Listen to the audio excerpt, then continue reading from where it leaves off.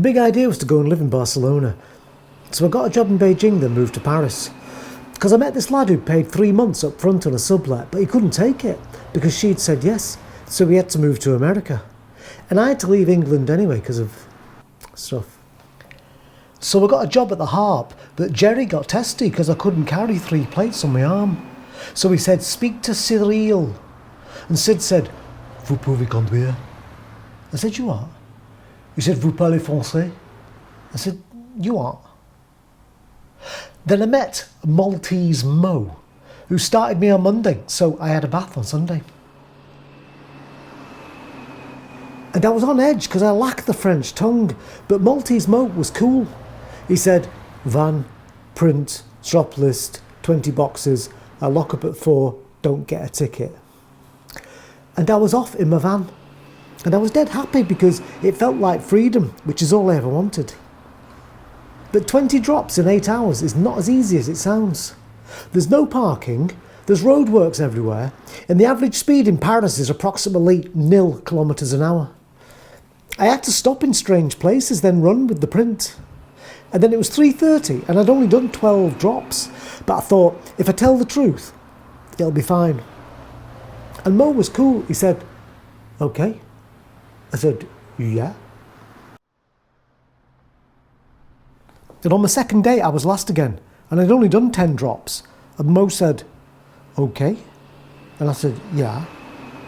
And I told him about the parking and the roadworks and how I didn't even have lunch, but he got distracted. On the third day, I had to go with Emile, who'd been here ages and knew the city and was French. He worked fast, but everything he did was wrong. Wrong way down the one-way street, wrong use of his indicator signals, and he parked where it was interdit, forbidden. So I learnt a new word, désolé. It means sorry. I am desolate. In the afternoon we had this drop at an office and we went into this big room where there was a meeting on, and we were interrupting. And this woman at the front kept saying, excusez-moi. But Emile didn't care. And we were in the wrong, which I do not like. And I kept saying, I am desolate. But Emile never skipped a beat. We dropped the print and left. And back in the van, I said, she wasn't too happy. And Emile said, salope. But we were in the wrong, which is not right. We get back at 2, first back, and Mo said, okay. And I said, can I have a word? And I told him of the crimes of Emile. And Mo said, you get a ticket? I said, no, but we interrupted a meeting. Next day, I was on my own again, and it was gone 3, and I still had loads of print. But I wanted to prove that I could succeed without parking where I shouldn't or interrupting meetings. So I dumped half the print in a recycling bin, which is okay because that's where it ends up anyway. So I wasn't wrong. I mean, recycling's good. But I was still last back, and Maltese Mo wouldn't speak to me.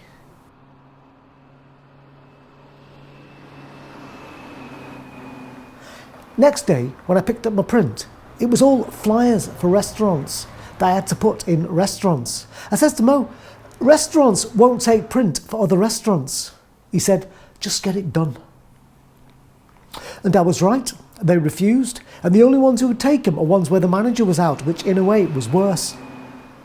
I was conflicted, so I did more recycling. Then I had 2 drops left, one in Bastille, one in Bibliothèque, and it looked like I was going to make it back by 4. I get to Bastille and the restaurant's empty, except for this couple in the corner having a fight. She's in a leopard skin coat and he's in a purple shirt with frills down the front. And I thought, cool people.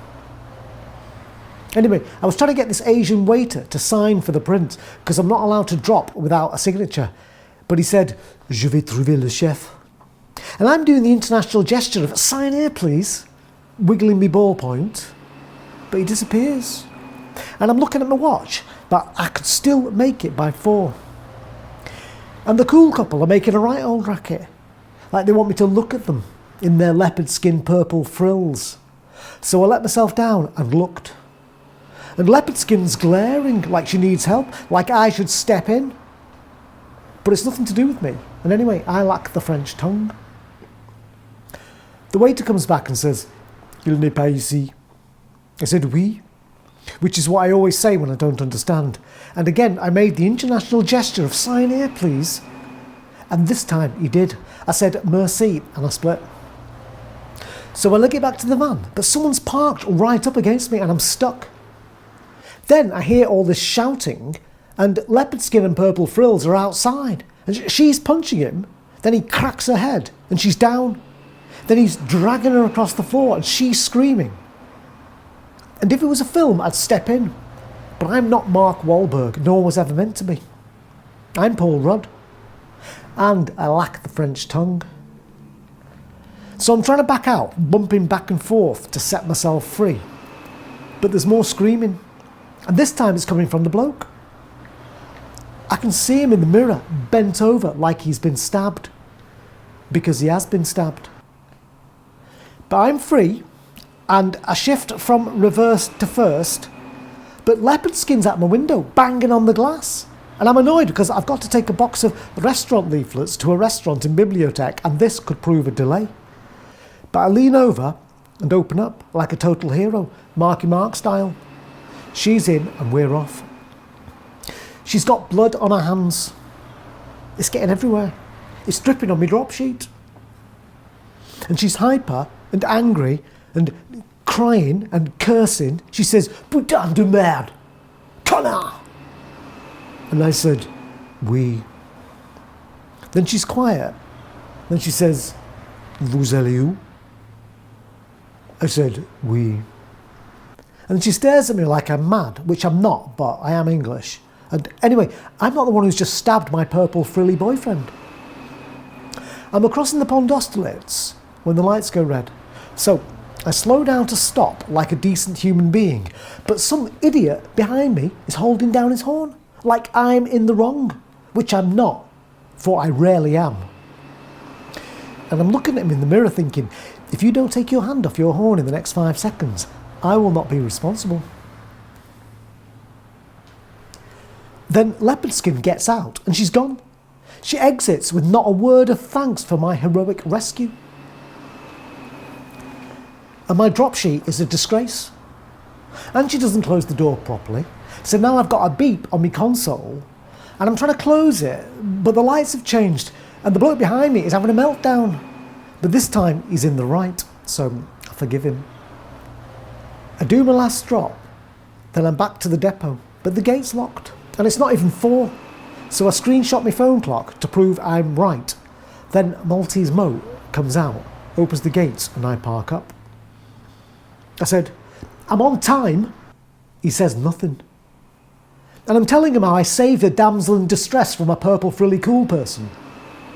And my bloody drop sheet has caught his eye. So I said, "See, I'm not lying." But Mo says, "Keys." I said, "What?"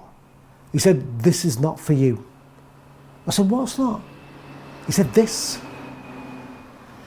And it's a total outrage, firing me for my heroism when I was on time with all my drops done, with only minor recycling.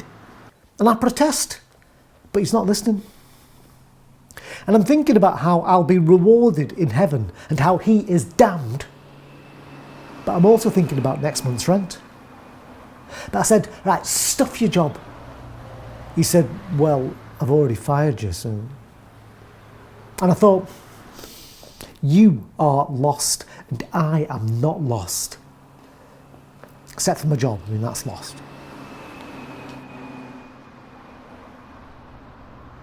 You'd think it's easy getting a crap job in Paris, but when you lack the French tongue and you can't carry 3 plates on your arm, it gets tricky. I went to an English language bookstore. The guy said, "What are you reading?" I said, "What do you mean?" He said, "What are you reading now?" I said, "Now?" He said, "Yeah." I said, "Nothing." He said, "Well, what have you just read?" And I thought, well, if you're going to be like that. So after a week of nothing, I'm getting into a panic. And I think, right, get it together. But my confidence was low. And I was going to turn to God. But then I thought, no, jogging. Next day, I'm up and out. Transform your body and your mind will follow. And the shop fronts on the boulevard are all covered with posters, all sprung up in the night. Some curly-haired clown, Sammy, it says. He looks like an Arab and he's smiling like we know him. But if you want to stay positive, it's best not to think about anything. My flat's on the protest route between Republique and Nation. And every week there's a new manifestation. Banners and flags, drums and guns, vans of cops, and dogs and shields and sticks and body armour and water cannons. Because democracy is not what it was. So I run down to the Place de la Nation. But I'm knackered before I get there. So I walk the rest of the way. And I'm looking at these two pillars with knights on them, like sentries guarding the gateway to the city. And in the middle of the place is the statue of Lady Liberty leading the people of France to freedom. To get to the roundabout, there's this massive zebra crossing over loads of lanes of roads. And the lights are red for me, so I wait like a decent human being. Then there's a break in the traffic. And even though it's still red for us, all the other pedestrians start crossing. Then the cars come again, drivers are beeping, everyone's shouting, it's a disgrace. Then the lights change, and I walk across. Then this scuzzy Renault cuts through the red light, almost hits me. Anyhow, I start my jogging, but I'm only halfway round the place when I'm knackered again. Other joggers pass me, and they have proper jogger clothes, and proper jogger water bottles, and proper jogger armbands with phones in. And I'm in my jeans and my jumper, and I don't look like a jogger, I look like I'm fleeing the scene. So I'm walking round the place, eyeing all the vagrants sprawled out, like old men with fat bellies and beer tins asleep on the grass, and families huddled round Coke bottles and biscuit tins. And then there's this Asian woman picking berries for a pudding, and this African sat on the back of the bench spitting. And there's gangs of middle-aged dog walkers holding little green sacks of shit. And then there's a bunch of white kids, these teenage anarchists, lounging on Lady Liberty with vodka and roll-ups. And one of them's in like jean shorts and fishnets, and she's got orange hair and a ferret on a rope. And zipping through are all the business people who say nothing and see nothing and drip down the metro. I see this businessman in a blue suit kiss his wife and kids goodbye, then run into the road, stopping the traffic like we all do love him, like he's oh so special. Then a guy in a brown suit comes over to him and they argue like they know each other. Then they hug like they're brothers. Then they dribble down the metro. So I've got my breath back and I do another lap. Then this black girl with cornrows and a dreadlock ponytail joins the circuit just in front of me. So it looks like I'm following her. So I stop and I sit on a bench that's covered in crap, even though there's a bin right next to the bench. But if there's one thing I know, people are insane. Then I see Dread Ponytail coming round again, and she's going to think it's my litter. So I bin it, and I get salad cream on my sleeve. And I don't know what to do, because I haven't got a hanky. So I stand up and stretch like I'm part of the world. But she disappears.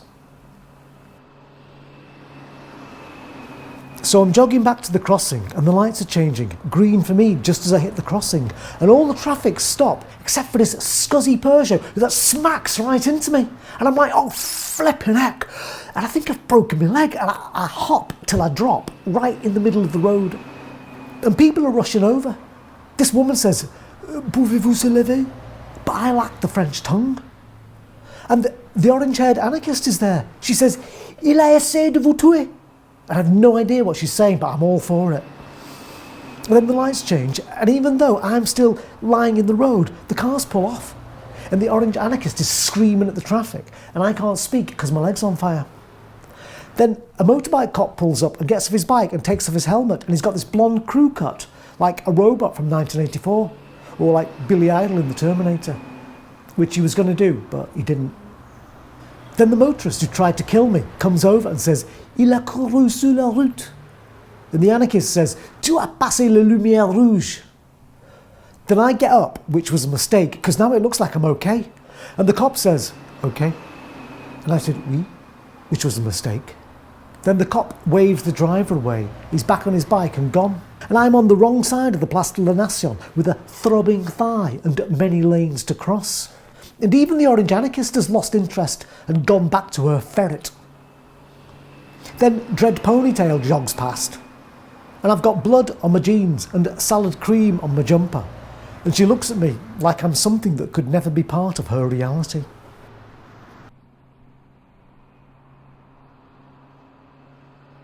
I sleep till 3 p.m, then head out. Then I see this vintage sink stacked up by the bins and it looks like money. It weighs a ton, but I get it home. The sink cleans up and I stick it on at $2.50. Then I post an ad to rent out the flat, sublet of a sublet. Because I'm all about solutions and staying positive. Then that night, my phone pings, flat booked this Friday, Belgians, and I want to run again. So I go back to the Place de la Nation. And at the crossing, the lights are red for me, so I wait like a decent human being. Then they change. Then I run. And a couple of cars shoot through the red lights. For this is a lawless land. Then I see the cyclist coming and I know he's not going to stop. So as he runs the red, I crack him on the skull. And he's all shocked, like as if he is the true victim of his own crimes, which I know is the fashion, but still. Then he throws down his bike and comes at me. Qu'est-ce que tu te fais? I said, it's red for you. And then he punches me in the head, then walks off like he's won. But I was right. Then I see the orange anarchist sitting on Lady Liberty leading the people of France to freedom, looking at me like I'm deranged. But she's the one drinking neat vodka with a ferret on a rope. I get home and translate my new catchphrase, it's red for you, c'est rouge pour vous. The sink sells full asking price, so now I'm hooked. But there are surprisingly few vintage sinks on the streets of Paris. It's mainly the unfinished works of IKEA. Then I get into a fight with the gypsy over a bedside table. But his mate shows up, so I let him have it. Friday comes, the Belgians arrive, so I head out and drift round Bastille. The day feels long. Then I head to Gare de Lyon and sit near the departures board, so it looks like I'm going places. And I'm in and out of sleep, but I make it through the night. Next day I sleep by the canal, and then that night, Gare de Lyon again. But at midnight, the transport police get me. Votre train, et à quelle heure? I said, oui. They said, ticket. I said, I've not got it yet. Then they wait like it's still my line. So I smile, but it's ineffective. Then they march me out. I go back to the Place de la Nation and I look up to the knights on the columns guarding the gateway to the city. And then I look at Lady Liberty leading the people of France to freedom. And I consider the meaning of all things. The orange anarchist approaches. She says, j'ai vu que tu battre les cyclistes, bravo. I said, oui. She said, pourquoi? I said, oui. She said, English? I said, oui.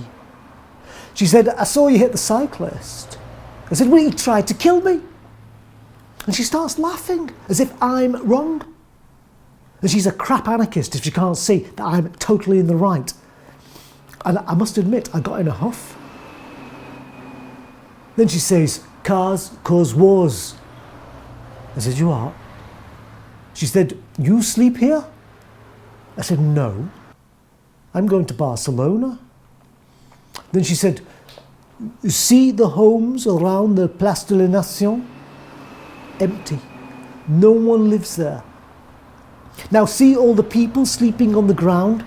I said, I'm not, I'm going to Barcelona. Then she said, on y va. And she made the international gesture of follow me. So I did.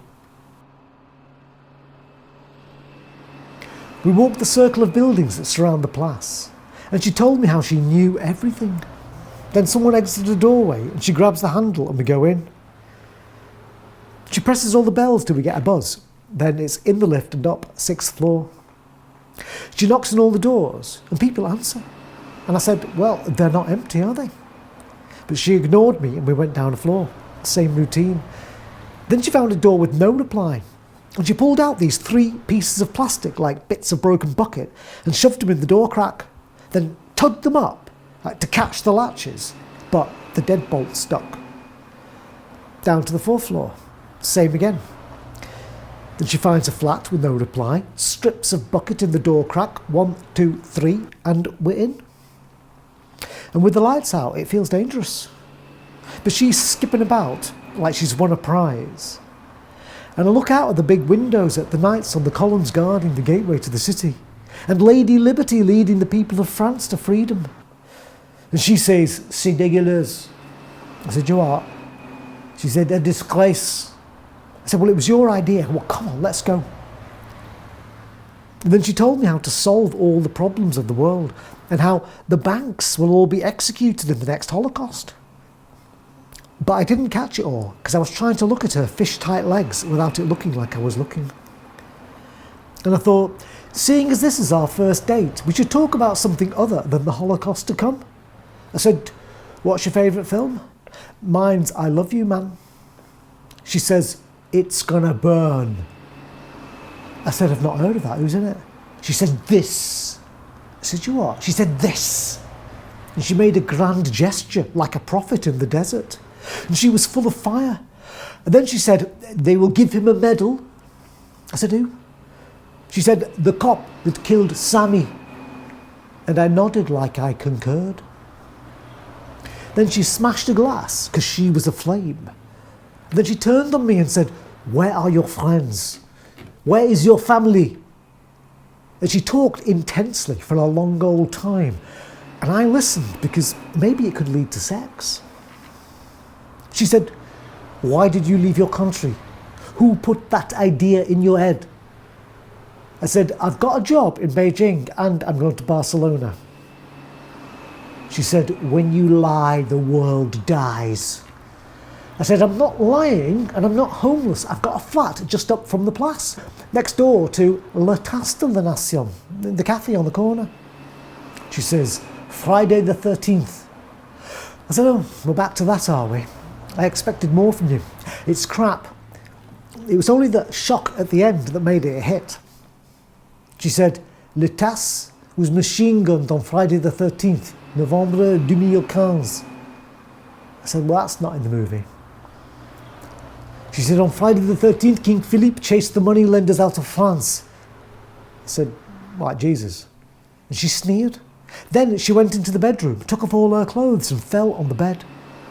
But it felt like a trap, so I stayed put. We wake next morning to a family of 4 and 2 mad dogs going ape. So we legged it. But when we hit the street, she disappears. And I wondered if it could ever work out between us.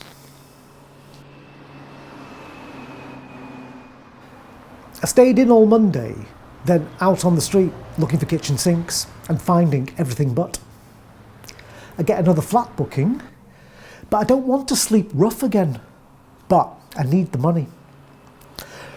To be a well-balanced human being, all you need is a goal and a timeline. So I got myself one of each. I booked a BlaBlaCar down to Marseille for the middle of next week. I'm done with Paris. Then I will walk to Barcelona. I'll cross the Pyrenees like Hannibal or Alexander the Great or Martin Sheen in that film. Then I'll have a meaningful life. And I thought about how me and the Orange Anarchist had spent the night together, but it's the dread ponytail who I truly love. So I went to Decathlon and I bought stretchy clothes and a skipping rope and a water bottle with a built-in handle. And everything felt vital because I've got myself a goal and a timeline. Next day, I'm up and out, and there's a guy stretching his leg on a bin, like he knows what he's doing. So I found my own bin, and I stretched my own stretch. Next day, same again. Bin stretch, jogging, skipping. And I thought, if my true love could see me now, she'd know I have a meaningful life. Next day, same but more so. Then I see her. Dread ponytail. And I'm feeling good. My water bottle's got a built-in handle. But I don't want to come across like a jerk, so I ignore her. On Friday, the next couple arrived to stay in my flat, Germans. And they look like they have lives full of love, which is nauseating, but that's their business. So I walk away from the city like a practice for my pilgrimage to Barcelona, where I'm going to have my spiritual transformation. I follow the railway line till it's time to stop, but I couldn't sleep. There were noises in the night, like foxes and badgers and rats all plotting against me. And the next night it rained, so I got under a bridge, but it was freezing and it dripped and there were syringes. When I went back to the flat on the Sunday, the Germans looked at me like I'd been sleeping in a bush, which was not untrue. By the way, the nuts in the pet food section of the supermarket are half the price as the same nuts in the human section. Same nuts, half price. I'm just saying. But I don't have to justify myself to the cashiers of Monoprix. But then I googled the French for gerbil. Next morning, down to the Place, and I see the blue suit businessman again, saying goodbye to his family again. And then he races into the road again, with his winning smile and his death wish. And I wave at the orange anarchist, but she pretends she's not seen me. But I don't care, because I love another. And by the time I've crossed the Pyrenees and had my spiritual transformation, I'll be a fully integrated human being. So, her loss. Across the crossing, green for me, and a car runs the red. Doesn't hit me, but I slap on his window. And he stops, blocking the traffic. And he comes at me. But I recite my catchphrase, C'est rouge pour vous. And he backs down. Because most people aren't ready for a fist fight just after breakfast. But the motorcycle cop pulls up again. Same cop from the future of 1984. And the driver says, Il attaque mon voiture. And they're examining his car, like as if my dainty flesh might have blunted his metal box. Then the cop waves us on. Good man. I cooperated with the law, and the law won. But I'm on the wrong side of the road again, still on the Place. But it's green for me, so I cross again, as this moped weaves through the traffic, 2 guys on it, and I know they're not going to stop, and they're laughing as they run the red, but they're not when I smack them in the back. Then I can hear them squawking. So I continue on my merry way, and then they come for me. And one of them pushes me, and the other one tries to slap me, but I punch him in the face, and he's in shock, because he thought he ruled the world, but he doesn't. And then his mate tries to kick me, the kick of a man who can't kick. So I grab his foot, twist him over, and I say my catchphrase, C'est rouge pour vous. Then a siren sounds and the coward criminals run. But no cops come. Then halfway down the boulevard, a woman says, Cuckoo. It's Leopard Skin, whose life I'd saved and who gave me no thanks. And she's smiling like she wants something. We go for coffee, and I'm still waiting for a merci with a bit of buku. When she tells me, like, the guy that beat her up was her boyfriend, like I'm supposed to be impressed. I said, well, yeah, but you stabbed him, so. And she says, and you? I said, me. She says, you? I said, what about me? She said, I was watching you. And she mimes punches. And then she tells me of the scams that live inside her head. So I listened, because I'm nice. And then she went away again. And I wondered if we were now in love. I followed her out. Well, not following her, but she was going in the same direction as me, but in front of me. And she went down the metro, and then she got on the same train as I was going to get. Then she got off, where I was getting off, just slightly before me. And across the road from the metro is a big block of gleaming glass, a bank, from where all evil stems, apparently. And the businessman in the blue suit comes out and lights a cigarette, because the French still think it's the 70s. And Leopard Skin goes up to him, and he walks away, and she begs, and it's pitiful. Then they kiss, then they fight. But he's got a wife and kids, and she's got a purple frilly boyfriend. And I thought, this world is dead alas, a disgrace. I had to take myself away, I feared that to look upon such evil might infect the purity of my soul. So I went for a walk in the park, and then I read the Latin names of flowers, which I immediately forgot. Then all of a sudden it was November, and my time in Paris was done, and I would soon be free again. I had a goal and a timeline, and I was on my way to a spiritual transformation. A few days passed where I tried to work out everything that's in my head, but I was at odds. And now tomorrow is BlaBlaCar Day. And I was so happy because there's nothing more soothing than one's own imminent disappearance. I get back to my flat and the door's open and the gardien comes out with this guy who says, "Vous êtes qui?" I said, "Oui." He said, "Où est Albert?" I said, "Oui." He said, "Quoi?" And then he clicked on English and said, "Where is Albert?" But it's rude to speak English to foreign people in their own land, so I said nothing. But he insisted, so I said, "I'm Jason's friend." He said, "Who is Jason?" I said, "He's the guy you rent the room to." He said, "I rent the room to Albert. Where is Albert?" I said, "I don't know. I can ask Jason." Then the Guardian says, "Je vais appeler la police." So I got my stuff and was gone.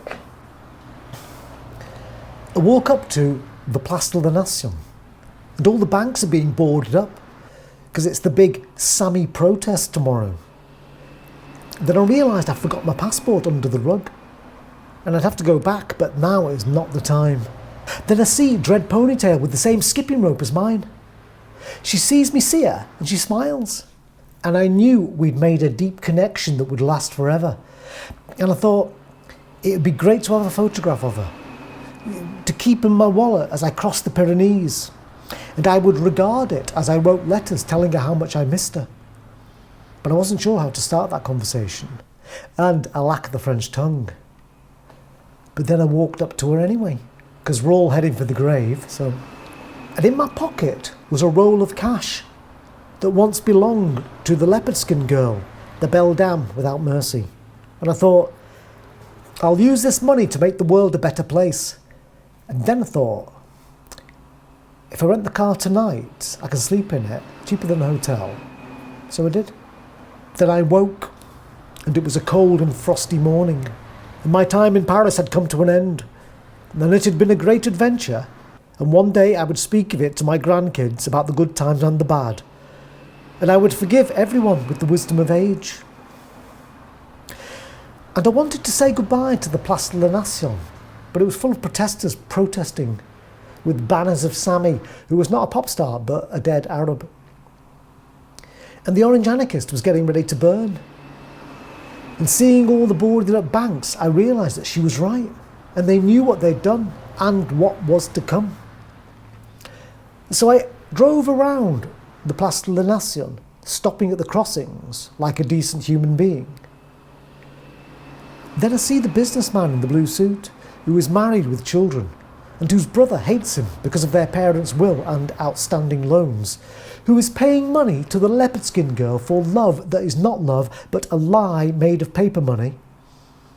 For she had told me her troubles, and of the schemes that infected her brain. Then I set my phone video to catch the lights, to record my rights. And the businessman said goodbye to his wife and kids, as he was wont to do, kissing them with love that is not love. And it was green for me. And I'm concerned that the stars will not align. And from now until 9 tonight is a long time, when BlaBlaCar leaves La Place de la Nation en route to Marseille, where I'll begin my spiritual transformation. A gap in the traffic opens up, and as the businessman is led into temptation, with the smile he hoped would shield him from my speeding Citroën, I smash into his blue-suited flesh, and he's under my wheels. And his beliefs and his credit rating made no difference to the laws of physics, because he was wrong and I was right. People are screaming, for they know he's broken the law, And I pull over and check my phone video, which proves my point, green for me, and I sit and wait. Then sirens and the blonde motorcycle cop. I tried to show him my phone, but he's distracted, getting all emotional, which was strange because when the cars tried to kill me on multiple occasions, he was a robot from the future of 1984. And the crowds are chanting, "Sami, Sami." And they haven't noticed the suicide of the blue-suited businessman. And there are banners and flags and air horns, and it's only just begun. More people arriving as they wait to hear if the cop who killed Sammy will be sentenced or honoured. And I can see the orange anarchist dancing on a plinth. And it's not even 8 a.m. And I thought the blonde motorcycle cop would wave me on, because that's what he does. But he didn't. He put me in a van, took me to the police station. And here I am, an innocent man with the proof to prove it. And they want my ID. But it's under the rug in a sublet of a sublet. Then they leave me alone in a white room for a long old time. And it goes from 9 to 10 to 11 to 12 noon. And I've got my blah blah car at 9. Then a policewoman who speaks English comes in, and I tell her my story, but without the proof to prove it, because my phone's been confiscated. She says, "You know him?" I said, "Who?" She said, "The man you killed." I said, "I killed no one." She says, "How do you know him?" I said, "I refer you to my earlier answer." Then we talked to the people who tried to kill me, and I said, "Yeah, you don't arrest them, do you?" She said, "You're not under arrest." I said, "Can I go?" She says, "Can you stay?" I said, "You don't drag them in here, do you?" She says, "You're not dead." Then she goes away again for a long old time. Then at lunchtime, a young cop brings me a plate of dead animals all chopped up and burned. And he says, "Bon appetit." I said, "Your witchcraft doesn't scare me." And I'm contemplating my incredible shrinking future. When the English-speaking cop comes back in, and it's now gone 4. She keeps asking me dumb questions and I'm getting into a panic.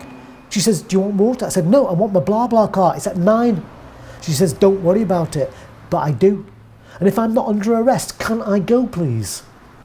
She says, "It's all gone crazy out there." I said, "Well, it's pretty crazy in here. I've done nothing."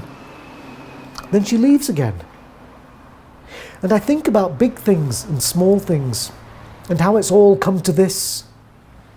And I fear I may never have my spiritual transformation because a man exempt from all laws except the laws of nature has thrown his life away. And the police are upset about him, this one guy, even though the whole city is full of people dying on the street. And the anxiety is exhausting. And I'm losing my luster. Then the door opens, and the young cop who served me burnt body parts comes in and says, "Viens." Then I'm back in the reception, and they give me my stuff, and I'm let go. And I consider pressing charges or settling out of court for an undisclosed sum, but I keep my mouth shut and leg it. And it's now dark, 8:15 p.m, and I'm on edge, and I don't know where I am. And my phone's down to 1 bar. And it's 8:45 before I'm back on the boulevard, and it's blocked with police vans, and I'm hit with tear gas, and there's people running. Because the cop who killed the Arab was given a medal. But I can still make my ride, but I need my passport. So I go back to the flat. I knock, no reply. So I go in and look under the rug, but it's not there. And then the owner wanders through and he starts screaming. And then I see my passport on the shelf, so I grab it and I'm gone. I'm trying to get to my ride, but it's impossible with all these people and the smoke of red, white and blue flares. So I call the blah blah guy. He picks up, but I can't hear what he's saying because I'm trapped by anarchists singing songs of freedom. Then some guy blocks my path, so I move around him, but he does it again. But I've no time for wees or noms. I said, "Move, dickhead." And then he grabs me. And I thought it was one of the motorists who tried to kill me, or an evil scooter boy who can't kick. But then I recognise the dead businessman's brother in his brown suit. He says, "Vous avez tué mon frère." And I'm trying to get him off me. He says, "Je veux mon argent." And then he grabs my jacket, so I punch his ear. And he lets me go and tries to take a swing and misses. And then I run, and he's after me. And I don't know what time it is, but it's running out. And my phone's ringing, and I'm trying to find my ride. But the car's not where it's meant to be. Then I see it at the lights, gone without me. I race up to him, tapping on the window, and he's tapping his watch, all smug. And I'm like, "Come on." And he's like, "Désolé." And I'm like, "Ah." And then he flips the locks, and I race round and get in. Then the brother in the brown suit gets up to the car, bashing on the back of it. And the blah blah driver looks at me like, "What the hell?" And I say, "It was anarchists, they hate cars because of wars and banks, you know." Then we get up a bit of speed, following an armoured truck moving round the Place de la Nation. And the two knights on the high columns guarding the gateway to the city are round the other side, and I've got to get past them if I'm ever going to be free. And then I see the orange anarchist. She's high on the statue, riding Lady Liberty, leading the people of France to freedom like she's light, holding a French flag, like she's taken over the town, like Joan of Arc in fishnets, smoke of all colours wrapped round her like a pick with lots of likes. And the riot cops are trying to pull her down, but she's smacking them with the flagpole because she's alive, and then she's not because she gets shot and she falls and I don't see her anymore. But a comrade picks up the flagpole and takes her place, for they are the many. But I don't see what happens next because we passed through the knights on the high columns and we're gone.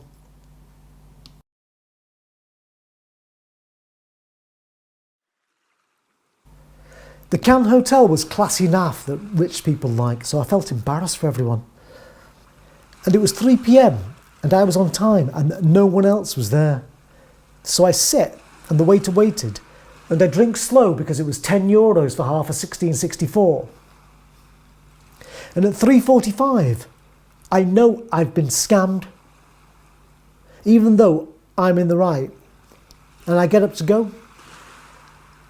Then this elegant woman strides in, walks right up to me. "Désolé," she says. "I am desolate."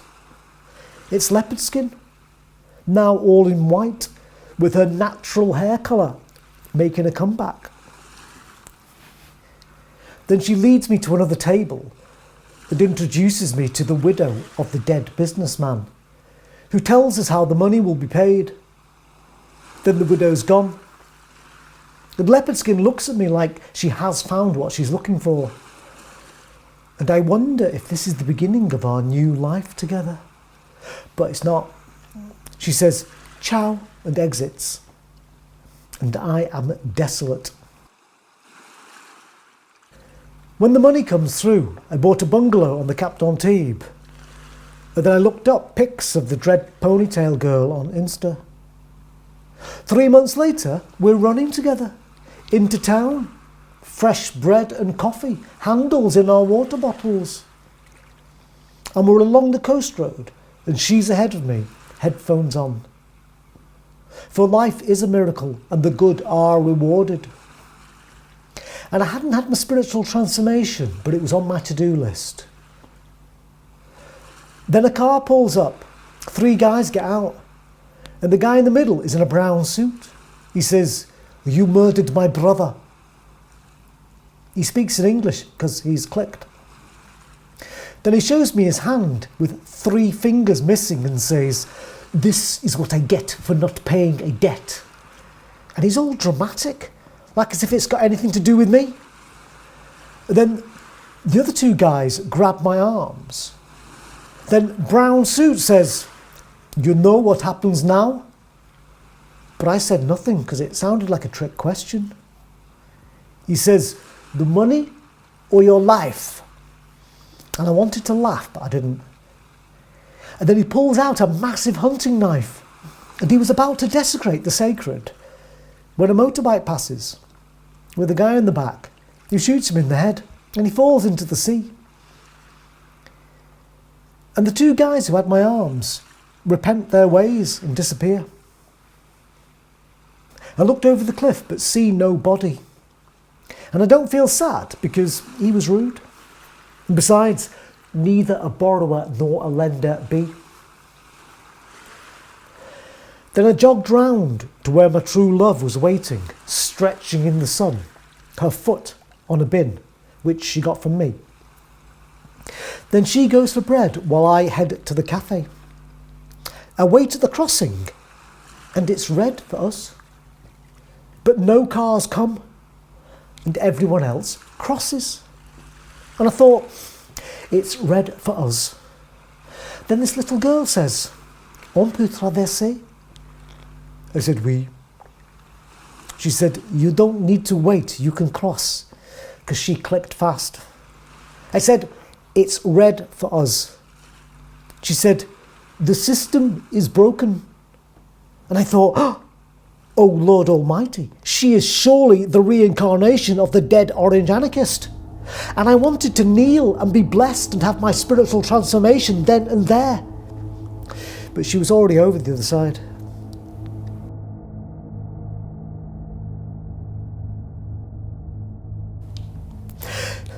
But I was stuck, and I was shaking in anger and this fucking world.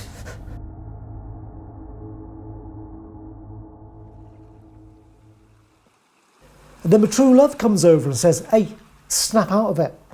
So I did.